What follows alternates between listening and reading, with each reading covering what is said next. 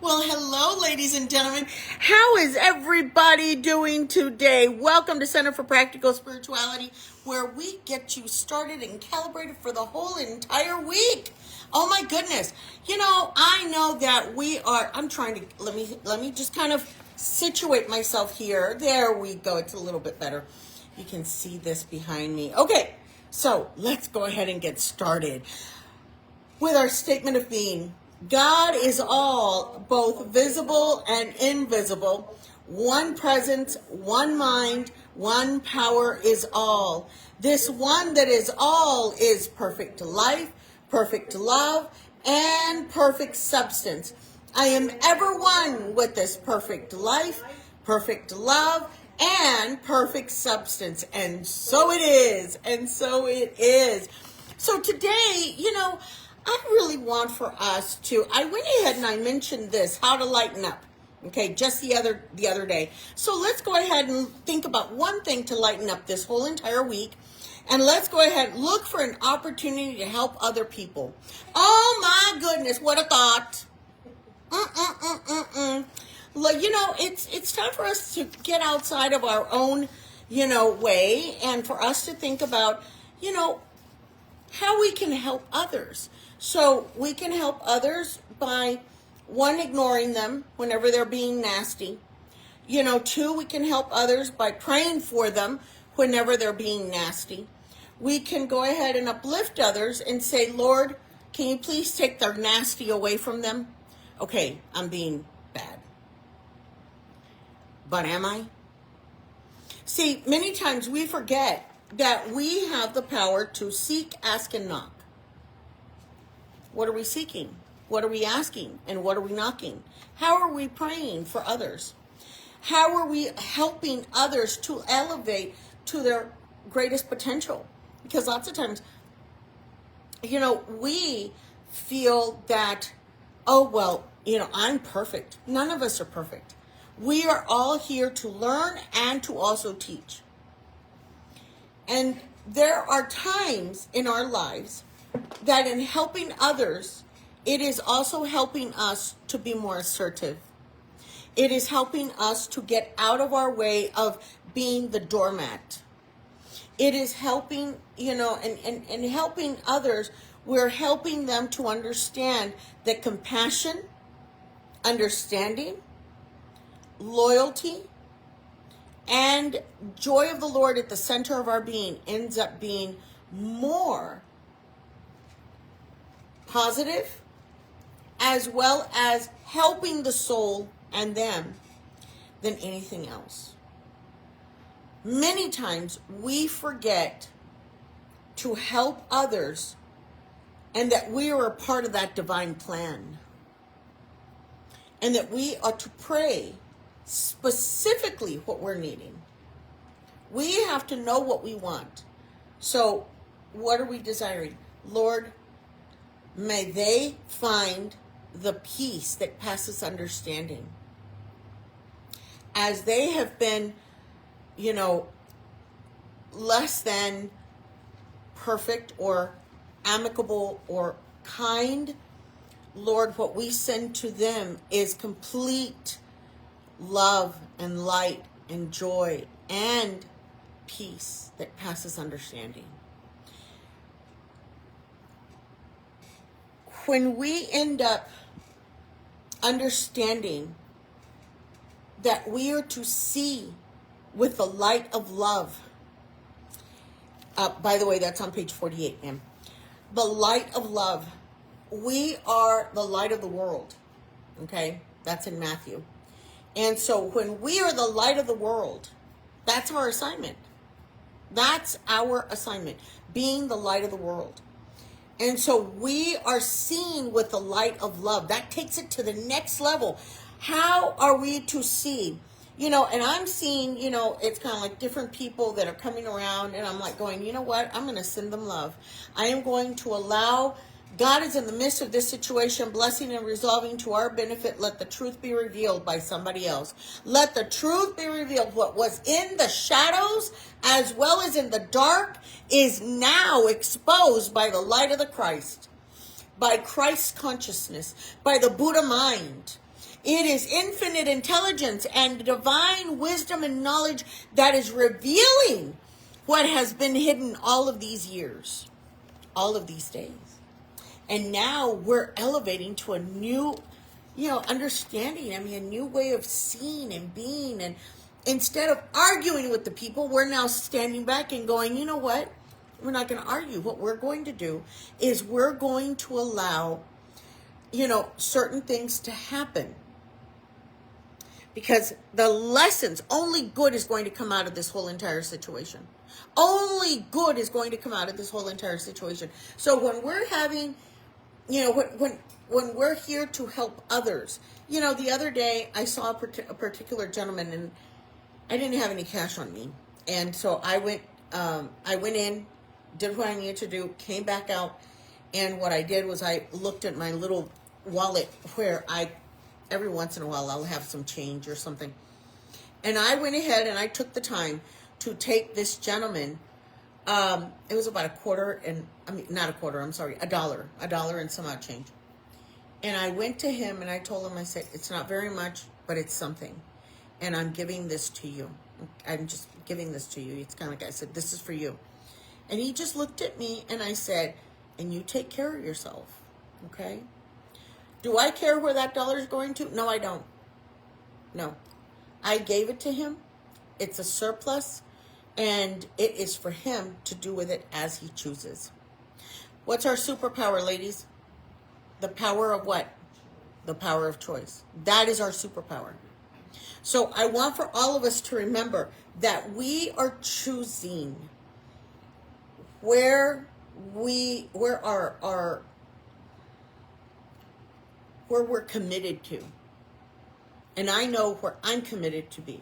I'm committed to uplift and uphold and to bring truth and, peace that passes understanding to everyone that I meet.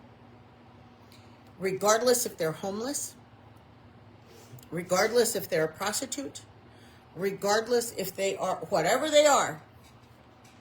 Now, there are going to be some limitations. Why? Because if it is going against my moral compass, that's when I'm going to say no.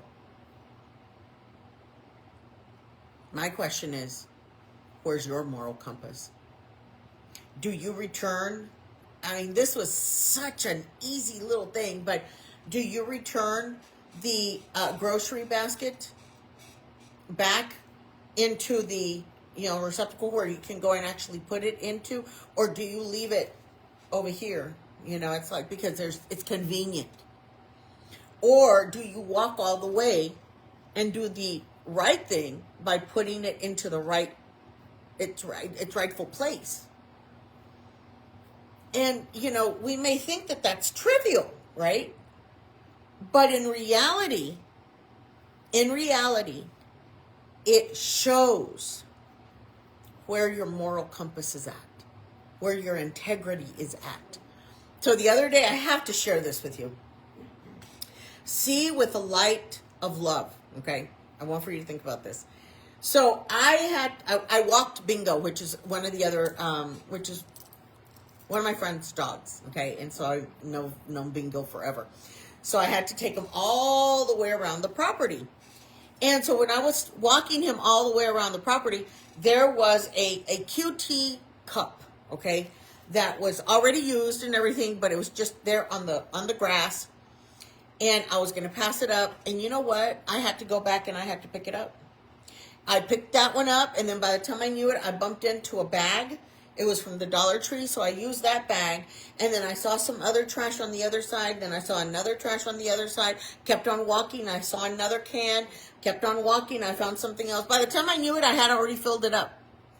Okay? I'm not the maintenance person for that particular property. At all. At all. But with good conscience, I could not leave that stuff behind. I was looking, I was going, why is this cup here? There's a trash can. Why is this? So you know what I did was I went ahead and I walked Bingo and I got the trash can, trash and everything.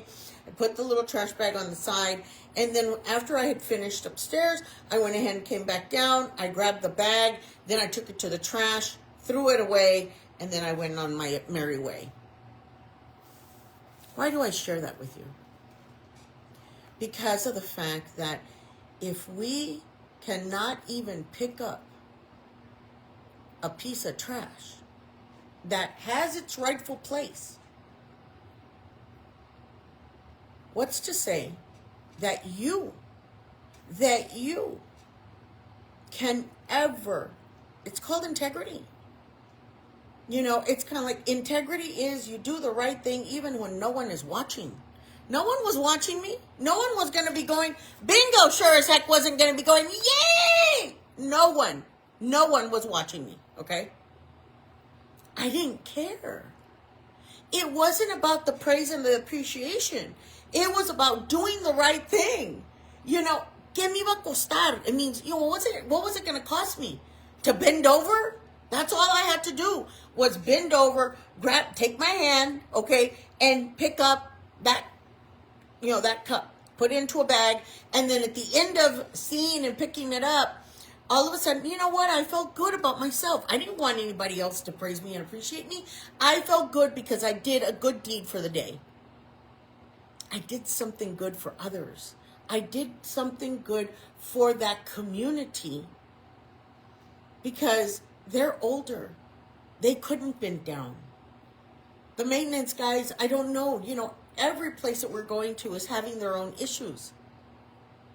So I didn't know why the trash hadn't been picked up or the little trash hadn't been picked up. Once again, our number one topic is see with the light of love. When you see things with love, all of a sudden, you want to pick up that trash. You want to make, it's like to beautify something. You know, cleanliness is next to what? Godliness. Order, divine right order, is also seen. See with the light of love. Love is our highest vibration. What's even higher than love? Authenticity. Being authentic. The quality of light by which we scrutinize our lives has a direct bearing upon the product which we live. Let me read that to you once again. The quality of light by which we scrutinize our lives has direct bearing upon the product which we live. So if the light is dim, you can't see, you can't see the smaller things. But if the light is bright, then you can see the smaller things and then you correct those smaller things. And when you do the smaller things right, all of a sudden, the bigger things in life come to you and they are going to be easily and effortlessly mastered. All the power of the universe is with you. With you. Feel it, know it, and then act as though it were true. And it is true because today in Matthew 5, if I'm not mistaken, I can't remember the Bible verse. I preached at another place this morning, and it's, you are the light of the world. And that's what Jesus went ahead and told all that, in the Methodian community, whenever he was preaching and teaching and talking to them, he told them, you are the light of the world. And right here it is saying, feel it, know it, and then act as though it was true. Because all the power in the universe is with who? With you. You are God in expression. You are the one that makes a change. Have you ever noticed that whenever you walk into a room, and let's say that somebody had been arguing, but you walk in there and you're all like, oh my God, how are you? You change the vibration of the room because you have the universe in you, through you, as you. As the universe is run by infinite mind, by infinite intelligence, so our life is controlled by our thinking. Your infinite, mind, the mind that you have, then, the infinitude that's running through you, in you, as you. You are connected to source at all times. So our life is controlled by our thinking, and ignorance of this keeps us in bondage because knowledge will free us. Knowledge is powerful. When you are knowledgeable about something, no one, and I mean no one, can keep you in bondage. And that is why, my friends, we want to read. We want to, expose ourselves to more than one language. We want to expose ourselves, and allow ourselves to evolve. Can you imagine if you only ate hamburgers every single day? Lord have mercy. My mother did it for I don't know how many years, like 2 or 3 years. That's all she ever wanted. Took her to a steakhouse. Oh, you should have taken me to McDonald's instead. I was like, oh my God. Okay, Mom. Thank you. Would take her for, something. But that was the Alzheimer's. And the only thing she ever wanted was pan dulce, okay, her pancakes, and her hamburgers. That was it. And the small little hamburger. And Coke. Oh my God, that woman wanted Coke. She wanted to beat me. Beat me! Okay? Because I wouldn't give her Coke. It's kind of like I took her from drinking her big old Cokes about this big to drinking her itty bitty little Cokes about this big. And she only got one, okay? I limited it because her sugar levels were all crazy. And so, I'm telling you, it's kind of like knowledge is power. Knowledge is power. And when we actually have the knowledge and my mom, like I said, she always wanted to eat just McDonald's. I happen to like Indian food. I love Greek food. I love Mediterranean food. I love Chinese food. And Mexican food. And then, American food. And then Greek. There is so many types of food. Vietnamese food. Food from Thailand. There are so many different ways. And then there's different varieties of tamales. When you go from, in the continent of America, you go from, North America to Central America to South America. In those 3 regions, there's a whole slew of different kinds of tamales. And we're all going to fight and say, our tamales are the best from our regions. In New Mexico, you're going to have a white menudo, okay? Here in South Texas, you have a what? You have a red menudo. You go to different parts of, you go just down, we're in San Antonio, Texas, okay? You drive down 150 miles south and you go to Laredo, all of a sudden you have different types of tacos, FYI. You keep on going down, a little bit more south, you're going to have all sorts of different enchiladas. You keep on driving down, and all of a sudden, the beans go from being pinto beans to being what? Black beans. You keep on driving down, and all of a sudden, it's kind of like you're going to have, instead of the red rice, you're going to have the white rice, black beans, and corn tortillas. No meat. What's your protein? The black beans.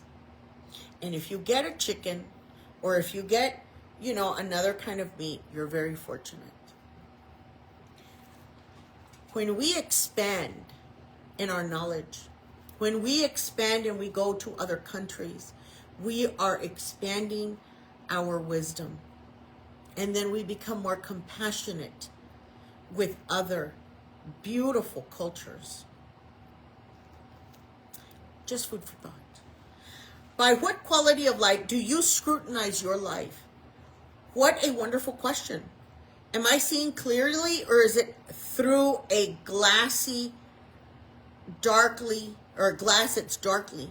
In other words, are we seeing with a glass that's going to be, clear, or is it foggy? The question many times is, whenever you're asking for someone's opinion, who are you getting it from? What kind of filter are they using? And what filter have they utilized to actually give you a response? You have to ask those very, very deep questions. What are the ideas that cloud my vision? Once again, what are the ideas that cloud my vision? How can we truly understand history when we do not have all the facts?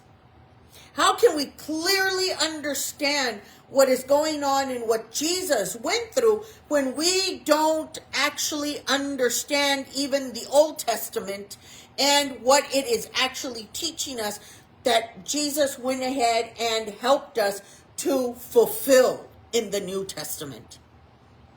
And then to top it off, for the first 100 years after Jesus' death, we were in a place of, of hiding. It wasn't until 313, which was the Edict of Milan, that we actually had, that edict stated, okay, now Christians can walk freely.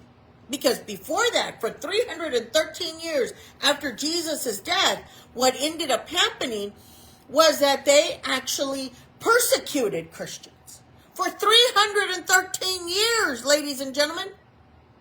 And it wasn't until that Edict of Milan, which was Constantine, who won his war with the symbol of what? Of Jesus, which is the symbol that Jesus believed in, and that, he talked about, or really in reality, it was his apostles who talked about this symbol, which is the cross. But this cross that I have right back here, this has also the 12 apostles, which is going to be the 12 steps of man, okay, and woman, okay? So just know that this is not just a cross.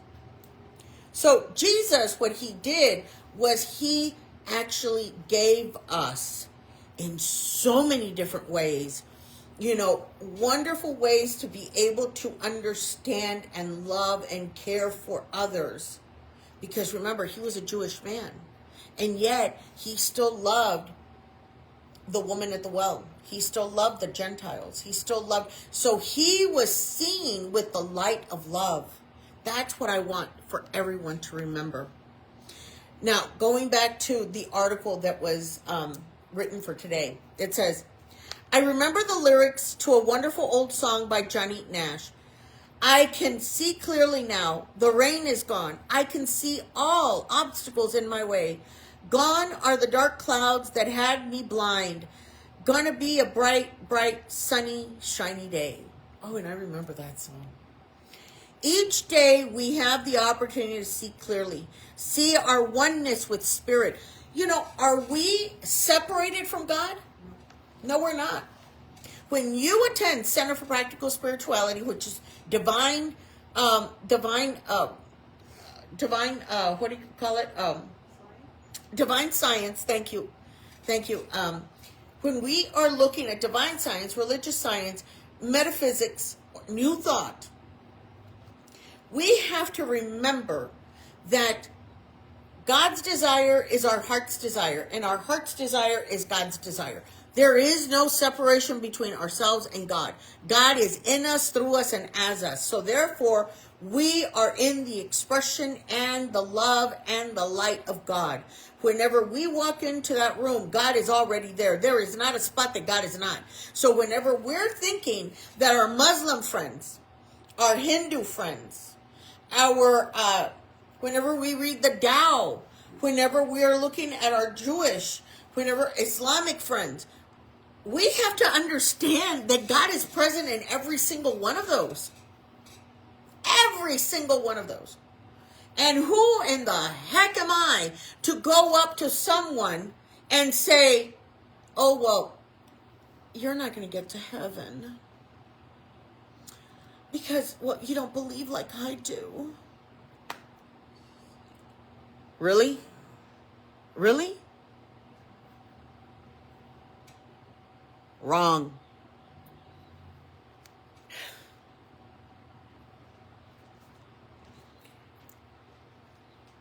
when we as human beings can get out of our own way, that's where our divinity can actually come and actually be a guiding light for all of us. When you learn to see that the diversity is God's oneness, the diversity is God's oneness. Will you write that down for me? The diversity is God's oneness. I want for us to really think about that. Diversity is God's oneness.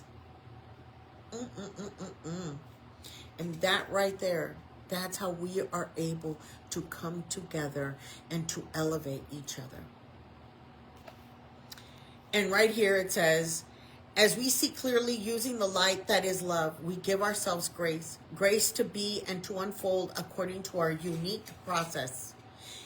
All of us are unique.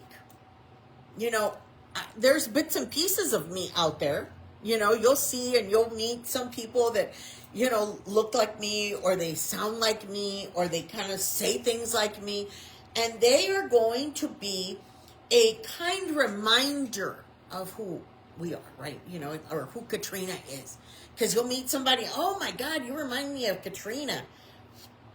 Oh, who's Katrina? Oh, this woman, da-da-da-da-da-da-da-da. But not anybody has all the qualities that I have, because I am made uniquely. All of us are made uniquely, to the point that our fingerprint is unique. Unique. So unique that it's not duplicated. I want for you to really think about that. God is our oneness. We see our oneness with spirit, know our union with divine mind. Each day we have the opportunity to see clearly. We have that opportunity. We have the grace to be and to unfold according to our unique process. Because we are all unique. What if we are doing it perfectly? In the imperfection of life, there is God's perfection. What if we could see what God sees? We are spiritual beings having a human experience. Look at how amazingly good you are doing just that. Let's go further. What if we could see what God sees?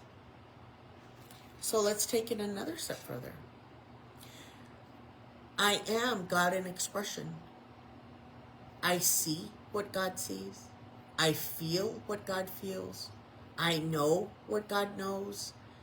I can smell what God smells. Are you getting it? You are the embodiment of Source. Manifested, attracted, and demonstrated into this world. God gave us a gift. It's called our life. What we do with our life is our gift to God.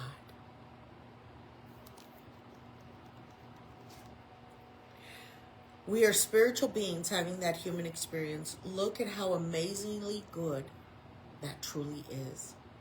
I see myself by the light of love and live in perfect harmony. When we start seeing with the light of love, in other words, so let me give you an expression, an explanation of what light of love would look like. So let's go ahead and let's make it more tangible. How we're going to make it more tangible is this way. I want for you to envision, okay, the light, a bright, beautiful light.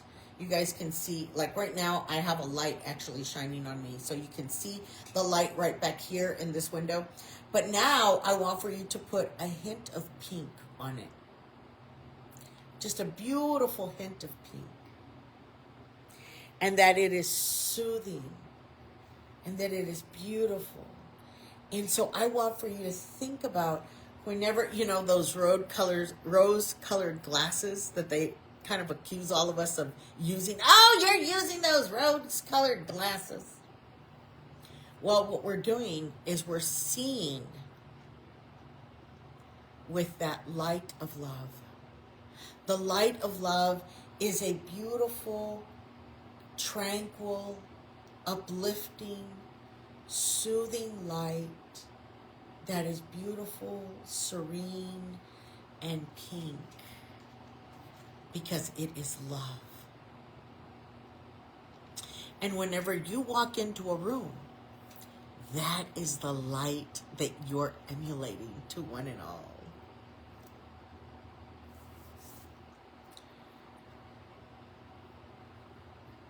In 1 Thessalonians 5:21, it says, prove all things. Hold fast that which is good. Hold fast that which is good. See, the very first 100 years after Jesus' death, people were in hiding. They were still scared. You know, they couldn't go against the Jewish religion. They couldn't go against the Roman Empire. The Roman Empire was falling. All of these things were happening. You know, now we recently had a beautiful movie called Mary Magdalene, and so there was a different perspective that was being presented, that Mary Magdalene went ahead and went and told Peter, who was our very first Pope, and told him it's not about going into war. It's not about changing people by force. It is love. And they missed it. They missed it. So we get that opportunity now. We, this moment in time, we get an opportunity to see with the light of love. And so within those very first 100 years, that's when we were trying to, you know, really find and get our groups together. And we created and had, you know, the Marconian group, which is Mark. These are the four Gospels: Mark, Matthew, Luke, and John. These were the four groups that were predominant, and that whenever they grabbed the scrolls, in many senses, what they had writings of, they found these four, quote-unquote, Gospels or communities: Mathonian community, Marconian community, the Lucan community, and the Joanian community. These four communities were established in the very first 100 years.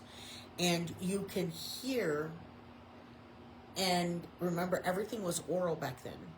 So the oral traditions, you know, eventually were written down. And when they got written down, this community wrote, certain scrolls, certain scribes wrote certain things. So one community, the other community, the other community, the other community.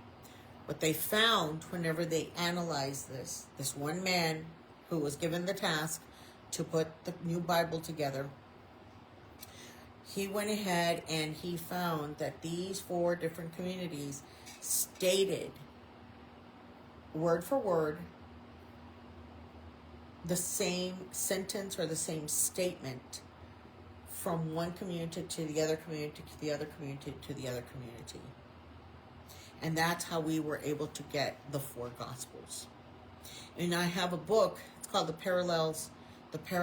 And so that parallels shows you where Matthew, Mark, Luke, and John, where they end up stating the same things, and that they were Jesus's words.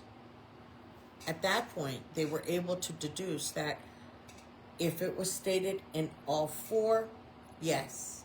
If it was just stated in one, maybe. If it was just stated in one gospel, maybe it was Jesus's words. Maybe. Okay? But if it was stated in 2 to 3 to all four, then definitively. This is just a little bit of information, okay? A little bit of information. Because those first 100 years, right after Jesus' death, that's where the formation of Christianity came about. And it wasn't until, later that Paul went ahead and revived it and made it where it is today. Just as an FYI. Now, take into consideration that the Tao was already established prior to this. The Confucianism was already established before this. Islam was already established before this, if I'm not mistaken. I mean, there's all of these things that, from a historical perspective, we do not understand. Take the time to persevere and to understand the foundation. Now, where does divine science come in? This is going to be theology with the wonderful, thought of we speak, we state, we take action, and we are co-creators with God, with our greatest metaphysician, which is who? Jesus. Infinite consciousness. There is no uncertainty. In infinite mind, there is no wavering consciousness. As infinite mind, we live, move, and are being every movement. Therefore, we express the firmness of the one perfect mind and consciousness. Let us not be weary in well-doing, for in due season we shall reap if we faint not. Galatians 6:9. We are going to reap what we sow. So what are we sending out, ladies and gentlemen? Love. Because today we talked in reference to, seeing with the light of love. That's our challenge. And, of course, our other challenge for the week is going to be, what did I tell you? Look for an opportunity to help others. Okay? Okie dokie. I hope and pray to God you guys enjoyed today's wonderful topic and our challenges. It's kind of like we're still in Lent. So for some of us, it's kind of like we're still not eating any meat, especially on Fridays.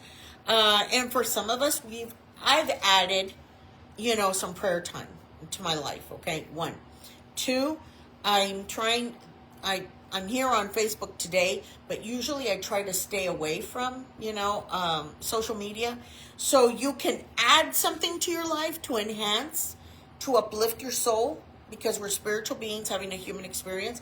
And then you can also take away. So what are you taking away? For me, it was to an extent, really monitoring being on social media as much as I used to be. I'm limiting that. Okay. And it's tough. It's tough, but it's doable. Okay, it's doable, most definitely. I would like for all of us to hold our tithes and our offerings in our hands, as well as our prayer request. Please, please, please go ahead and put your prayer request in the thread, or if you have a special request, please put it into the thread.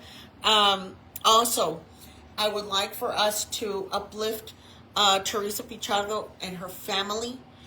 She recently passed away, and I know that her family is in need of, our love and our light.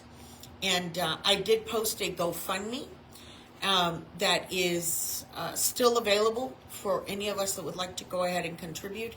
And I know that her family would be very appreciative for any and all help and assistance. So let us go ahead and hold our tithes and our offerings in our hands and say, divine love in me, as me, and through me, blesses and multiplies all that I have, all that I give, and all that I receive. And so it is. Amen. I love you guys, and we're going to go ahead and get started with I'm ready for a miracle. I'm ready for a miracle. I'm ready for a miracle today. I've got my mind in tune for one. I'm ready to experience one. I'm ready for a miracle day. My mind is open, ready to receive it. My heart is opened all the way. I do accept a miracle. I do accept a miracle. I do accept a miracle today. I do receive a miracle. I do receive a miracle. I do receive a miracle today. Very good, very good. Yay! I love you guys. Thank you so much, and we'll see each other in a week. Bye-bye.